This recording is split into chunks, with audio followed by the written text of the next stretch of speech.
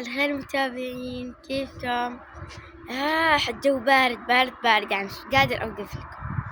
صح لابس هودي بس إنه الجو كثير بارد. المهم عندي امتحان انجلش، الله يعيني. شايف هذا كله أنا بحبش أدرس غير بس أخطط يعني.